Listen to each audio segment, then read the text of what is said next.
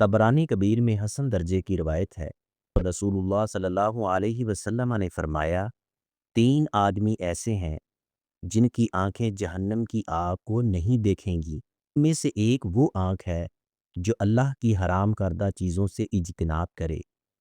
اس حدیث کا مفہوم یہ ہے، انسان کی آنکھ دل کا دروازہ ہے۔ جو چیز آنکھ دیکھتی ہے وہی دل میں اثر ڈالتی ہے۔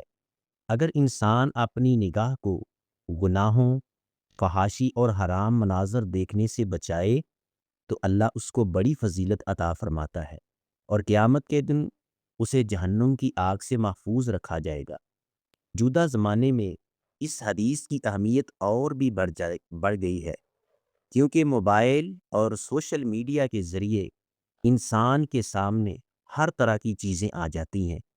مومن کی شان یہ ہے کہ وہ اپنی آنکھ پر کنٹرول کر کے اسے غلط اور فحش مناظر دیکھنے سے بچائے۔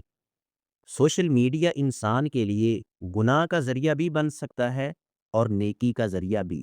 مسلمان کو چاہیے اپنی آنکھ کو اللہ کی امانت سمجھے اور اس کا صحیح استعمال کر کے ہمیشہ کی کامیابی حاصل کر کے جنت کے حسین و جمیل مناظر دیکھے۔